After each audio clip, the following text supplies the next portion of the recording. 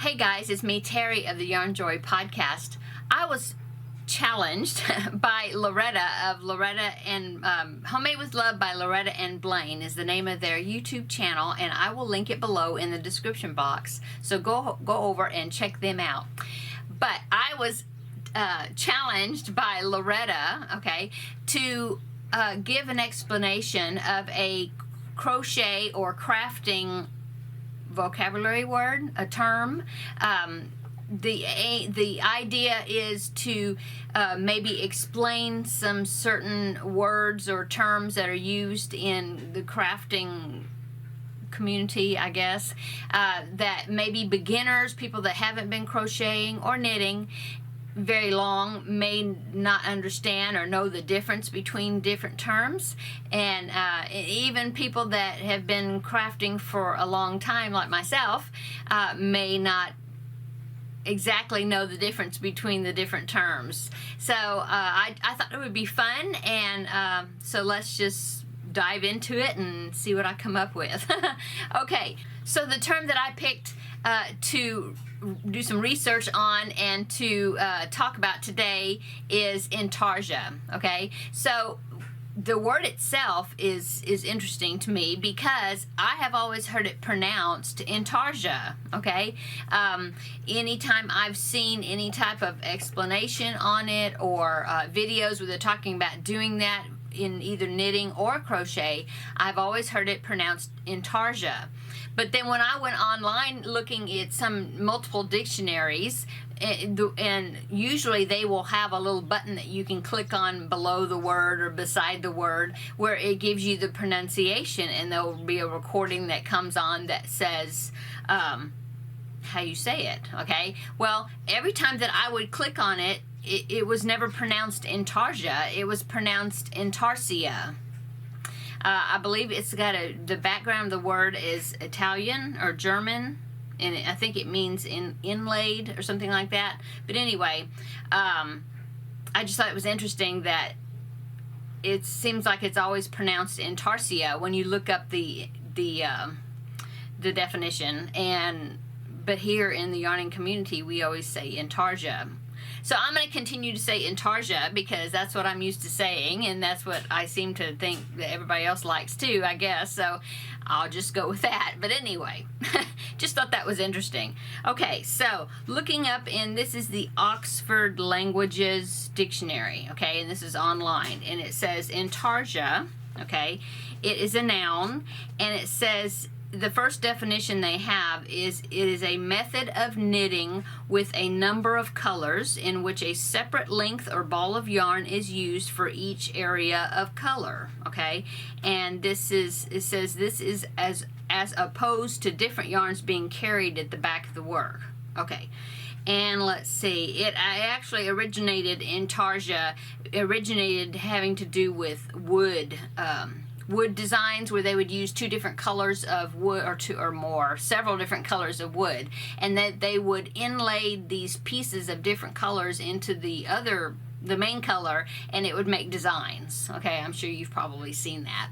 But anyway, so but what I'm going to talk about today is, of course, the Intarsia as related to the yarning community. And I was thinking, well, how do well, okay, I thought a cool way to explain this, I guess, or I think it's cool, would be to show you different examples of and what the difference is between Intarsia, Fair Isle, and Tapestry. Okay, Tapestry crochet. Okay, so let's jump right in, and I'll show you what I got here to show you.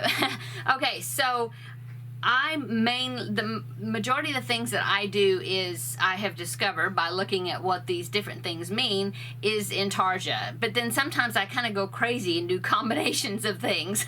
But if I'm going to be doing any type of project where it's double-sided, then I will do especially if it's big patches of color, then I will do what they're talking about as far as Intarsia. Okay, so this blanket that I made, and if you've been watching me for a while, I know you've seen it, but this is my crab blanket, remember that? Okay, so that image of that crab was done in Intarsia because I used separate, see how, because it's got big pieces of color. And now this piece was done going, you know, what do you call it? Side to side, horizontal, there you go.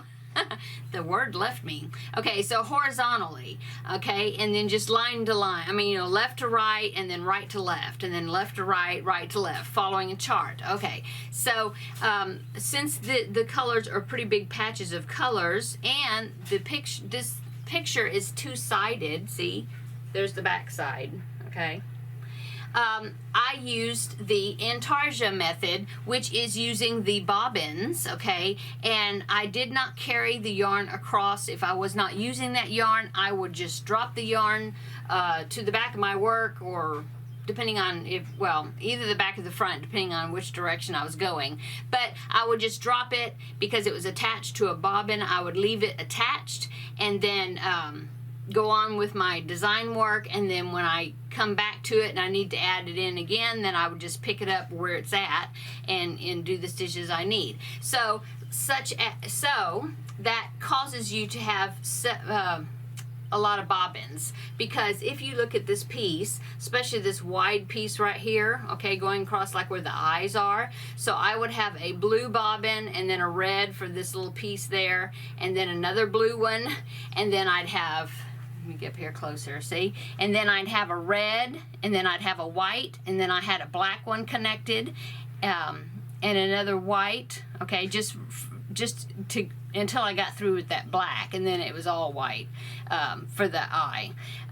Red, white, black. See, and so right there across that middle, I had a lot of bobbins connected to my piece, okay? So that is Intarsia. I did not carry the yarn across with me, all those different colors. I just dropped them and left them connected and picked them up when I needed them again, when I went back the other direction going across my chart. Okay, so that is one project that I did that was Intarsia, okay? Now, you can also do Intarsia, because that crab, like I said, I did horizontal line to line, you know, stitching, okay, following that chart, just for the middle crab panel. Okay, now this one is a project that I just finished a little more recently than the crab, which was the little chick, okay?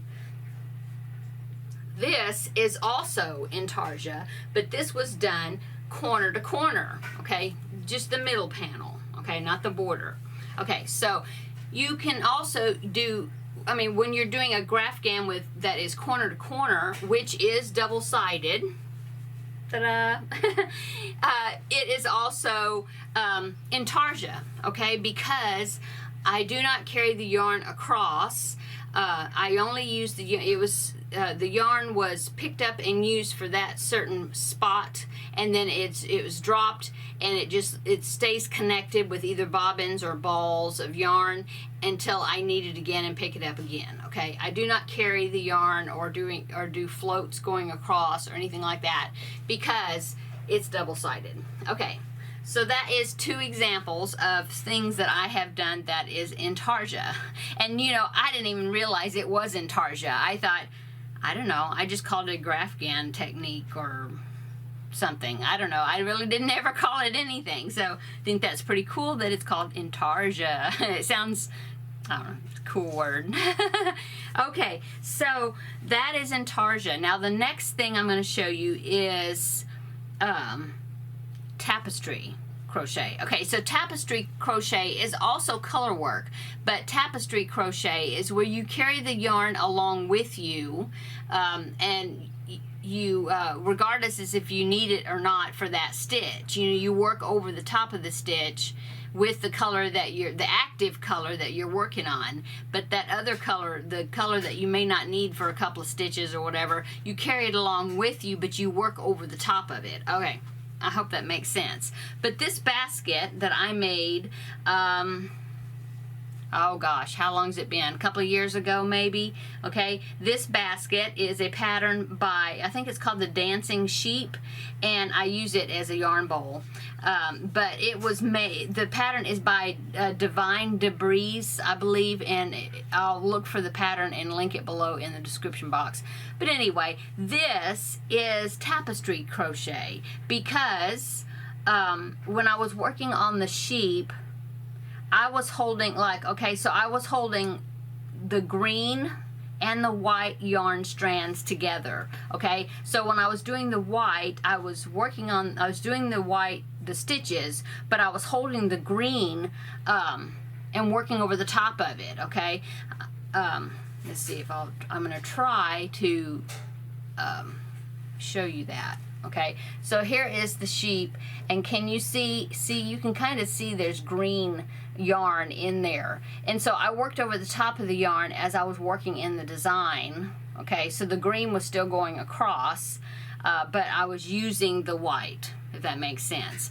Now let me show you the inside, and maybe you can kind of tell. Okay, so here's the back side of that sheep. And see, you can't see long strands of yarn. The yarn was carried along with me as I'm doing the stitching, okay? Okay, so usually they'll do that if you're only using maybe 2 different colors or 2 to 3 maybe. Like when I got to the head, I was actually having to work over 2 strands of yarn, the 2 that I weren't using because I was working at that moment. I was working on the green, white, the brown, see? So I had 3 colors that was going on that a few rows, okay, when I was working the face in there. Okay, so that is tapestry crochet, where you work over it. The back side, you don't see long free strands of yarn. It's kind of messy, but you don't have the what they call floats that go across. Okay, so this is usually done, sometimes it's done for things that are two-sided. The design is two-sided, like the blankets that I did, but usually if it's like big patches, you know, some like big pieces, color patches of color like these, like the feet and the head and stuff on this chick, then you would use the Intarsia method more than likely with the bobbins, because that's just too long of a piece to have to carry unused yarn along with you as you're working over that piece. So I don't think they do big patches of yarn, big patches of color with tapestry crochet. Okay, so another type of color work that I'm also going to talk about is called Fair Isle, and I'm sure you've probably heard that term, Fair Isle knitting or Fair Isle crochet, more knitting than you hear in crochet. But Fair Isle knitting, okay, or crochet, is a color work technique, but with that one, now I'm going to show you the back of my toucan project, and I have lots of ends that I haven't woven in yet, but I need to show you the bottom part of it so I can, I'll just photo down, that way you can see what I'm talking about. But anyway, see how I did, okay, let me pull some yarn out here. Okay, see how that has got those long strands of the green, okay, that's where I was working on the tail of the toucan down there at the bottom of the tail. And I was working with just black and green, 2 colors, okay? And so I felt like, well, there wasn't that many stitches across that I would have to carry the green. And so I just did what they call Fair Isle knitting, crochet, sorry, where I dropped the yarn and then used, like I was going along with the green, I dropped it in the back, and I did my 4 or 5 stitches of black that I needed, and then I picked up the green, okay, to continue to use that. Yeah, No, actually, I'll tell you what I did. Now I'm looking at it. So what I did is I had the green, I worked across until I got to the black, added the black, did the black stitches, but I knew this piece was going to be that wide, or you know, that many stitches wide, which is about 15 stitches or something. So what I decided to do is I decided to, about halfway through, see that, I did work over the green just to kind of tack that float down, okay, and then I let it go again, and then I finished my black, and then I picked it up again when I needed to turn back to, change back to the green, okay. That's all I did. But see, like right here, down here further, I didn't do that, and so these floats are a little bit, they're freer. Anyway, so that is Fair Isle, okay, where it's a one-sided piece, because this is going to be part of a tote bag, and it's going to be lined, okay, so you're not going to see the back side. And so during that piece down there at the bottom, the tail, because I felt like it wasn't real wide, I did the float method, which is the Fair Isle. Okay, now you can see my messy part at the top, because I haven't worked on the ends yet. But when I got to the top of the body, I'll show you this side, the body is getting wider, see, and so I didn't want to have the green real wide green floats across that piece, because for one thing, I like to conserve yarn and not just have a big long strip, or I could cut it and attach it again, you know. I figure I'd get a little more bang out of my yarn, I guess. Anyway, so I did not do the Fair Isle technique up here. I only did down there at the tail where it wasn't quite as wide, so these pieces the floats wouldn't be that long. And then I changed and then I started doing the bobbin technique, okay, and so that's what I did up in here, and then of course that's what I did here too. It wasn't bobbins, but it was long pieces, strands of yarn, but it was separate pieces for like these 3 separate spots, okay, on the body. Okay, I did not carry the pink and the blue. I did not carry that across while I was working on the black, when I worked into the black stitches, if that makes sense. So actually this project is kind of it's a combination of Fair Isle and Intarsia. Okay, I do not do tapestry crochet very much, except I think the only one I actually did as far as tapestry crochet, I think is this one. I do have a bookmark project that I'm gonna start, that the pattern was gifted to me, and it's going to be a tapestry crochet project working with size 10 crochet thread. I think it's gonna look great, and I'm looking forward to starting that. But that will actually be tapestry, and I'm going to work over, carrying the yarn with me, working over the unused one, you know, working back and forth between the 2 colors, because it's just 2-color project. But most of the time, I'll either do floats, which is the Fair Isle technique, if it's a one-sided figure or something's, the back side's going to be covered up, or I do but if it's big sections, I do the bobbin or Intarsia method with the bobbins or the separate colors, and do not carry my yarn across, you know. And of course I do that if it's double-sided, like these blankets, either corner to corner or side to side. What do we call that? So anyway, that is my this video is me meeting the challenge that Loretta had given me as far as explaining some crochet or crafting terms or vocabulary. Okay, so I am going to tag a couple of people to continue this challenge, and because I think it'd be very helpful for beginner crafters, or even some people like myself that's maybe doing that technique, but I really didn't know that's what they call it, you know. Or, yeah, I didn't take the time to figure it out. So anyway, I'm going to tag 2 people, and the 2 people that I am going to tag are Priscilla of Distinctive Crochet. So tag, or I challenge you, Priscilla, to do a video like this that's talking about a crochet term or crochet or crafting term, vocabulary word, okay? And I also am going to tag or challenge Ella of No Catchy Name Crochet. So, ladies, I hope that you take on this challenge and make a video talking about a certain type of technique or crochet vocabulary term and enlighten us. Okay, that's it, guys. Have a great day, and we will see you in the next video. Bye.